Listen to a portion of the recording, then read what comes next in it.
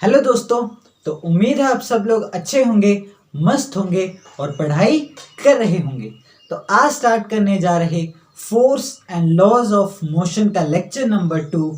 और आज का जो हमारा टॉपिक है वो इस चैप्टर का बहुत सबसे इम्पोर्टेंट टॉपिक है और फिजिक्स के सबसे इम्पोर्टेंट टॉपिक्स में से एक है Newton's laws of motion. 3 laws हैं सर आइजैक न्यूटन के। तो तीनों के तीनों लॉज हम इसी वीडियोस में करेंगे। तो तैयार हो जाइए एक बहुत ही इंटरेस्टिंग लेक्चर के लिए। ठीक है, तो पेन और नोटबुक लेके बैठिए, यूट्यूब को फुल स्क्रीन में डाल दीजिए और चलो स्टार्ट करते हैं आज की कहानी।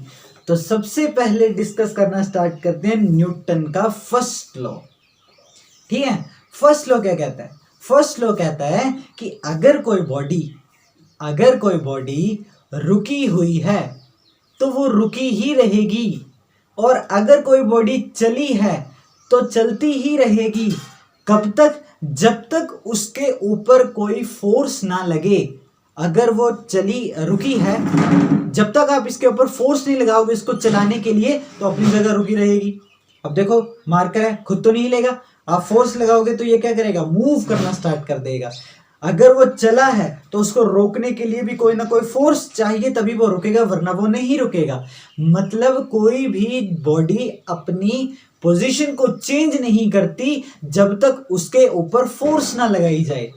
जैसे तुम होते हो ना, तब तक नहीं पढ़ते जब तक ऊपर से फोर्स ना लगे, टीचर्स का डंडा ना पड़े, पेरेंट्स के ताने ना पड़े। वैसे ही हर बॉडी, इस दुनिया की हर बॉडी अपनी पोजीशन को चेंज नहीं करना चाहती। रुकी है तो रुकी रहेगी, चली है तो चलती रहेगी, जब तक उसके ऊपर कोई फोर्स नहीं लगेगी। तो पहले लिख लेते हैं और फिर और ज्यादा इसके अंदर चलते हैं। ठीक है, बहुत अच्छे से डिस्कस करेंगे। तो पहले तो हम लिख लेते हैं, ये लिखने वाला काम कर लेते हैं पहले ना। तो न्यूटन्स फर्स्ट लॉ क्या है? A body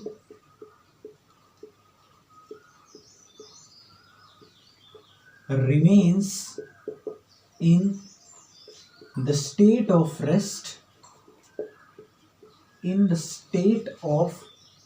rest or in motion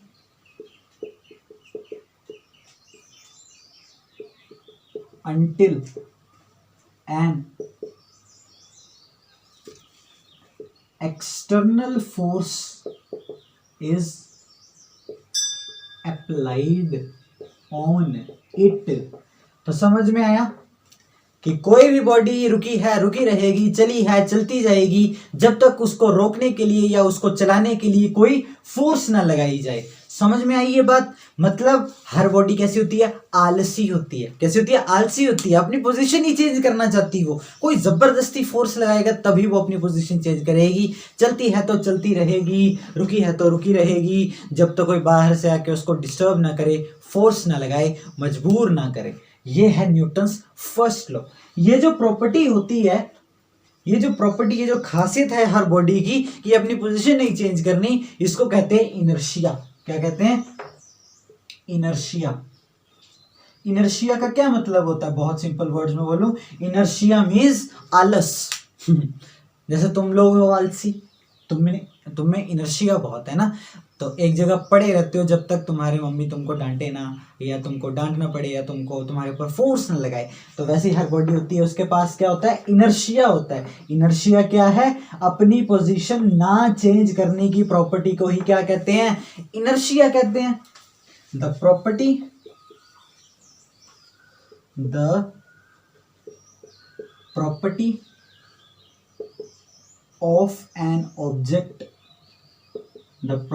of an object to resist the change in state। ठीक है, अपनी स्टेट, अपनी पोजीशन को चेंज ना करने की प्रॉपर्टी को कहते हैं इनर्शिया। इसीलिए न्यूटन्स फर्स्ट लॉ को हम लॉ ऑफ इनर्शिया भी कहते हैं। याद रखना इसका, Newton's first law of motion का दूसरा नाम क्या है? Law of inertia. Law of inertia ध्यान में रखना, ये पूछा जाता है कि न्यूटन्स फर्स्ट लॉ का दूसरा नाम क्या है? लॉ ऑफ इनर्शिया है। समझ में आया आपको? पक्का? कोई प्रॉब्लम? अब देखो, कोई बॉडी है, मान लिया ये बॉल है आपके पास, ठीक है, और एक स्ट्रेट पाथ है। क्या है? स्ट्रेट पाथ है। आपने इसको क्या किया? धक्का मारा। क्या किया? धक्का मारा। ये मान लिया कि ये रास्ता बहुत लंबा है, कभी खत्म नहीं होगा और आगे ये टकराने के लिए भी नहीं है। आपने इसको अगर धक्का मारा तो क्या ये बॉल चलती जाएगी? हमेशा चलती जाएगी, कभी रुकेगी नहीं।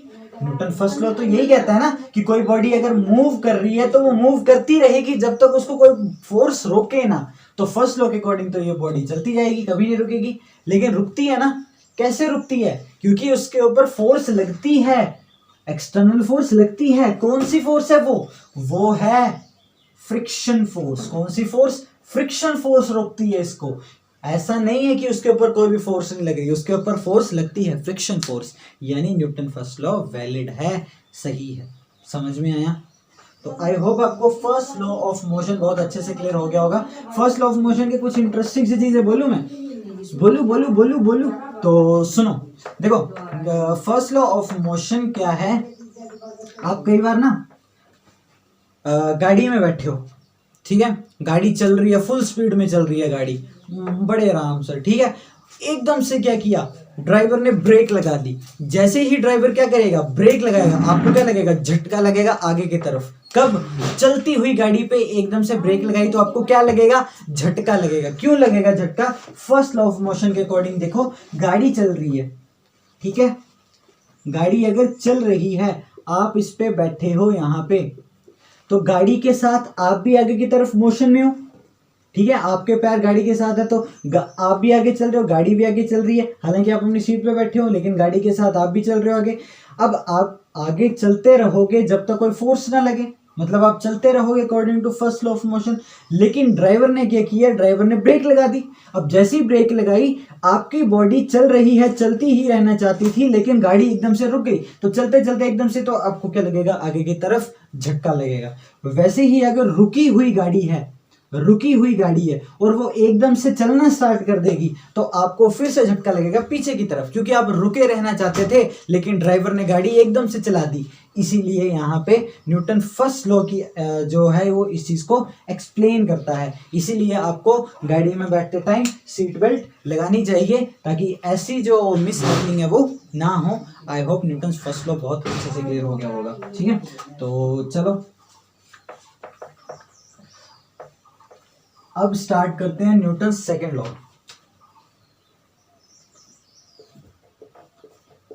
सेकंड लॉ,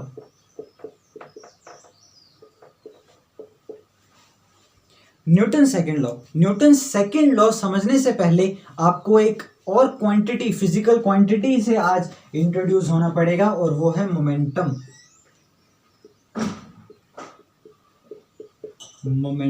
क्या है? मोमेंटम।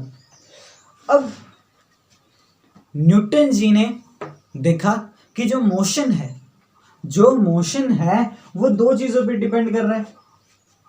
मोशन जो है वो दो चीजों पे डिपेंड कर रहा है। एक तो चीज का मास कितना है, वो कितनी हैवी है, कितनी बड़ी है, और दूसरा डिपेंड कर रहा है उसकी वेलोसिटी पे। ये दो चीजें जिसके ऊपर मोशन डिपेंड करता है। फॉर एग्जांपल अगर कोई चीज है, मान लिया स्कूटी जब होती है ना, उतराई में जब आप जाते हो तो उसको बंद कर देते हो, न्यूट्रली चलते हो, क्योंकि उसके पास मोशन आ चुका होता है। किसकी वजह से? उसके मास की वजह से। भारी है ना वो, अपने वेट की वजह से वो नीचे की तरफ जाती है, और दूसरा उसके पास वेलोसिटी भी थी। यानी मोशन जो है, अमाउंट ऑफ मोशन जो है वो डिपेंड करता है मास और वेलोसिटी के ऊपर। वही है मोमेंटम। अमाउंट ऑफ मोशन, कितना मोशन है किसी बॉडी में, वही होता है मोमेंटम। किन चीजों पे डिपेंड करता है? दो चीजों पे डिपेंड करता है। एक तो चीज कितनी भारी है, कितनी बड़ी है, दूसरा उसके पास वेलोसिटी कितनी है। तो मोमेंटम होता क्या है? प्रोडक्ट होता है दोनों का, मल्टीप्लाई करके मास और वेलोसिटी को मल्टीप्लाई करेंगे तो मोमेंटम आएगा। पी से इसको डिनोट करते हैं। किससे डिनोट करते हैं? पी से। तो मोमेंटम है क्या? The product of mass and velocity is called momentum। क्या बोलते हैं उसको? मोमेंटम बोलते हैं। समझ में आया? अब देखो, ये है P, मोमेंटम किसके बराबर? m into we. v क्या है? वेलोसिटी है। m क्या है? मास है। m क्या है? मास है। v क्या है? वेलोसिटी है। तो एसआई यूनिट क्या होगा मोमेंटम का? देखो यूनिट क्या हो जाएगा, मैंने बोला था फॉर्मूले से यूनिट कैसे बनाते हैं। सबसे पहले किलोग्राम, मास का यूनिट किलोग्राम, तो किलोग्राम लिखा। उसके बाद वेलोसिटी का यूनिट, वेलोसिटी का यानी स्पीड का कितना होता है? मीटर पर सेकंड। तो ये बन गया एसआई यूनिट किसका? मोमेंटम का। मोमेंटम का एसआई यूनिट क्या होता है? किलोग्राम मीटर पर सेकंड। तो आई होप मोमेंटम क्लियर हो गया होगा आपको। तो अब न्यूटन जी ने मोमेंटम तो देख लिया कि मास और वेलोसिटी पे डिपेंड कर रहा है, ठीक है। तो उन्होंने अपने सेकंड लॉ में कहा क्या, वो देखते हैं। आपको मोमेंटम के बारे में पता होना चाहिए, ठीक है। तो देखो न्यूटन जी ने कहा कि जो फोर्स होती है वो डायरेक्टली प्रोपोर्शनल होती है rate of change of momentum. Rate of change of momentum. अब इसका मतलब क्या है? मोमेंटम यानी अमाउंट ऑफ मोशन, कितने मोशन में है बॉडी, वो कितना फास्ट चेंज होगा या कितना स्लो चेंज होगा। रेट का मतलब कितना फास्ट या कितना स्लो चेंज होगा मोशन किसी भी बॉडी का, वो डिपेंड करता है कि फोर्स कितनी लगाई है उसके ऊपर। समझ में आया? देखो अभी ये बॉडी चल रही है, इसके पास कुछ मोमेंटम है, मास और वेलोसिटी है। अब मैंने फोर्स लगाई तो इसका मोमेंटम चेंज होगा, मोशन चेंज होगा, ठीक है। चीज फास्ट हो जाएगी, स्लो हो जाएगी, मोशन चेंज होगा इसका। अब मैं ज्यादा फोर्स लगाऊंगा तो ज्यादा मोशन चेंज होगा, ज्यादा मोमेंटम चेंज होगा। अगर मैं कम फोर्स लगाऊंगा तो कम मोमेंटम चेंज होगा। यानी मोमेंटम कितना फास्ट या कितना स्लो चेंज हो रहा है वो डिपेंड किस पे करता है? फोर्स पे करता है कि फोर्स कितनी ज्यादा है। या आप ऐसे बोल सकते हैं कि फोर्स किस पे डिपेंड करती है कि मोमेंटम कितना जल्दी या फास्ट, जल्दी या स्लो चेंज हो रहा है। समझ में आया? तो देखो अब यहां से पहले तो मैं लिख देता हूं कि फोर्स इज, ऐसे लिखते हैं, rate of change of momentum is proportional to the applied force।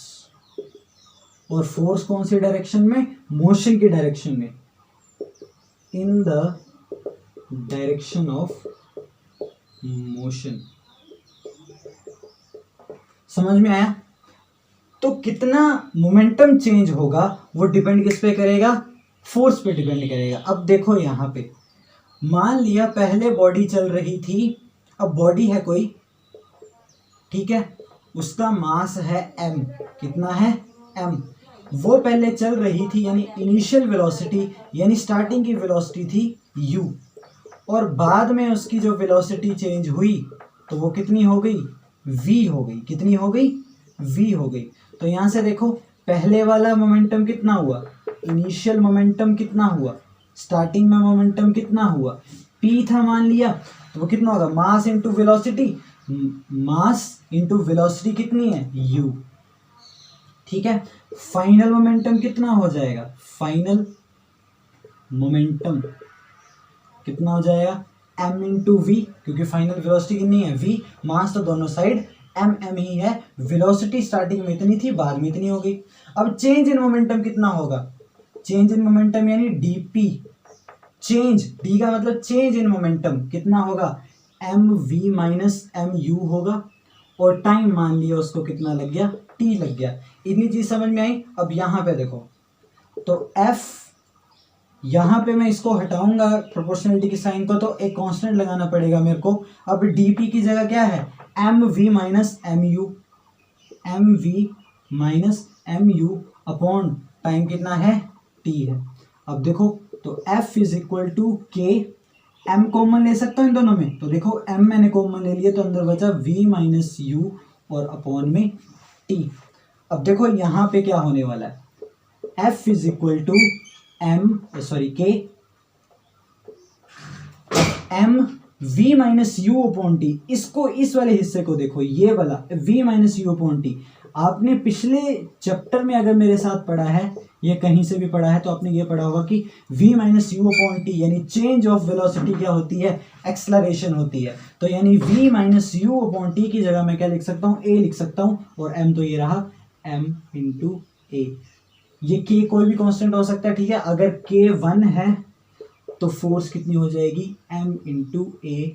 This is Newton second law of motion, mathematical form ये है। इसके ऊपर हम न्यूमेरिकल्स करेंगे नेक्स्ट वीडियो में, बहुत आराम से, बहुत प्यार से। तो ये है Newton second law of motion. I hope आपको समझ में आ गया होगा। देखो इसका रियल लाइफ एग्जांपल देखो, जब क्रिकेट खेलते हैं ना, तो फील्डर जब कैच करता है बॉल को, तो वो कैसे करता है, एकदम से नहीं करता, क्या करता है, हाथ को नीचे नीचे लेके आता है और फिर कैच करता है। क्यों? क्योंकि वो क्या करता है, टाइम को बढ़ाता है। टाइम को क्या करता है, बढ़ाता है, ताकि लेट बॉल को कैच करे। टाइम को अगर बढ़ाएगा तो फोर्स क्या लगेगी, हाथ के ऊपर कम लगेगी। अगर एकदम से पकड़ लिया उसने तो फोर्स ज्यादा लगेगी उसके हाथ में, क्योंकि टाइम बहुत कम लगेगा। जितनी जल्दी पकड़ेगा उतनी जल्दी ज्यादा फोर्स लगेगी उसके हाथ में लगेगी। इसलिए वो टाइम को बढ़ाने की कोशिश करता है ताकि फोर्स कम लगे। आई होप आपको बहुत अच्छे से क्लियर हो गया होगा Newton second law of motion, समझ में आया। तो अभी स्टार्ट करेंगे थर्ड लॉ। तो ये नोट कर लिया होगा आपने, ठीक है, ठीक है, ओके।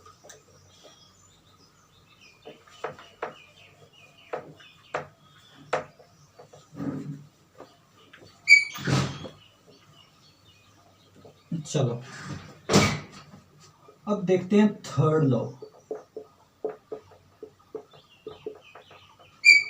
थर्ड लॉ, ठीक है। थर्ड लॉ क्या कहता है, थर्ड लॉ कहता है कि अगर आपने किसी बॉडी पे फोर्स लगाई तो वो बॉडी भी आपके ऊपर फोर्स लगाएगी। कितनी लगाएगी, उतनी ही लगाएगी जितनी की आपने उसके ऊपर लगाई है। चलो देखो, आपने देखा कई बार कि क्या होता है, चलो मान लेते हैं एक बोट है, बोट में तुम्हारी गेम वाला बोट नहीं डबरो, ठीक है। तो ये किश्ती किश्ती में बैठा हुआ है, तो ये क्या करता है, जो इसका वो क्या बोलते हैं अब चलाने वाला चप्पू या जो भी होता है, वो क्या करता है, पीछे की तरफ धक्का देता है, पानी को क्या करता है, पीछे की तरफ धक्का देता है। अब जैसे ही पीछे की तरफ धक्का देगा तो इसको आगे की तरफ फोर्स लगेगी और ये किश्ती आगे की तरफ चलेगी। यानी इसने पीछे की तरफ फोर्स लगाई, उतनी ही फोर्स इसको आगे की तरफ लगी। तो हमेशा जब भी किसी चीज के ऊपर आप फोर्स लगाते हो तो ऑपोजिट डायरेक्शन में फोर्स लगती है, और उतनी ही लगती है जितनी आपने उसके ऊपर लगाई है। इसका और एग्जांपल देखना चाहोगे तो जो स्पेस में, जो अंतरिक्ष में यान भेजे जाते हैं, ठीक है, जब वो उनको भेजते हैं, ऐसे करके कुछ यान है मान लिया, ठीक है, तो जब भेजते हैं तो नीचे से आग निकलती है बहुत ज़्यादा। क्या करती है, आग निकलती है बहुत ज़्यादा। इससे क्या होता है, वो नीचे की तरफ बहुत ज़्यादा क्या करते हैं, फोर्स लगाते हैं। जैसे वो नीचे की तरफ फोर्स लगाएंगे तो उसको ऊपर की तरफ फोर्स लगेगी, और वो ऊपर की तरफ जाना क्या करेगा, स्टार्ट करेगा न्यूटन्स थर्ड ऑफ मोशन। इसका मतलब है कि अगर आपने फोर्स लगाई, जो फोर्स लगाई उसको बोलते हैं एक्शन, तो आपको अपोजिट फोर्स लगेगी जिसको बोलेंगे रिएक्शन। क्या बोलेंगे, रिएक्शन। एक YouTube पे चैनल है, अब मैं नाम भूल गया उसका, क्या था वो, मिस्टर इंडियन हैकर है शायद। तो वो साइंस एक्सपेरिमेंट्स बहुत अच्छे करते हैं अपनी वीडियोस पे। तो आप देख सकते हो उन्होंने एक न्यूटन थर्ड लॉ के ऊपर बहुत अच्छी वीडियो बनाई है, जिसमें उन्होंने वो फायर एक्सटिंग्विशर वाला वो सिलेंडर ले लेते हैं, उसको वो प्रेस करते हैं, वो तो प्रेशर की वजह से पीछे की तरफ फोर्स लगाते हैं तो वो आगे चले जाते हैं।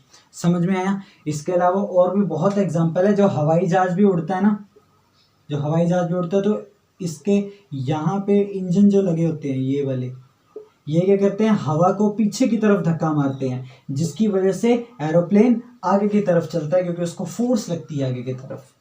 हम चलते हैं ना, जब जब हम चलते हैं ना, ठीक है, जब हम चलते हैं तो हमारे जो पैर हैं वो पीछे की तरफ फोर्स लगाते हैं नीचे, ठीक है, इस जिसकी वजह से हम पे आगे की तरफ फोर्स लगती है और हम चलते हैं। यही है थर्ड लॉ ऑफ मोशन।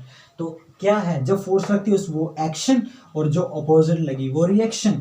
तो इसका सीधी सी स्टेटमेंट है, every action has equal and opposite reaction। बस every action has equal and opposite reaction. ये है न्यूटन्स थर्ड लॉ। मैंने आपको स्टार्टिंग में इनर्शिया बताया था नहीं कि कोई भी बॉडी अपनी चीज़ चेंज नहीं करना चाहती है, स्टेट चेंज नहीं करना चाहती, चली है तो चलती रहेगी, रुकी है तो रुकी रहेगी। ये चीज़ मास पे डिपेंड करती है, ध्यान में रखना। जितनी बड़ी बॉडी, जितनी भारी बॉडी होगी उतना ज़्यादा इनर्शिया होगा उसके ऊपर। तो अगर आपसे कोई पूछे कि एक कार और एक ट्रेन में ज़्यादा इनर्शिया किसका होगा, तो ट्रेन का ज़्यादा इनर्शिया होगा। तो ये थे न्यूटन के 3 लॉज। आई होप आपको बहुत अच्छे से क्लियर हुए होंगे, ठीक है। कोई अगर डाउट है तो वीडियो को दोबारा देखिए, फिर भी डाउट है तो कमेंट कीजिए, भैया उसको क्लियर करेंगे। रिवाइज करते रहिए, पढ़ते रहिए, खुश रहिए, सबकी रिस्पेक्ट करिए। Thank you so much, love you.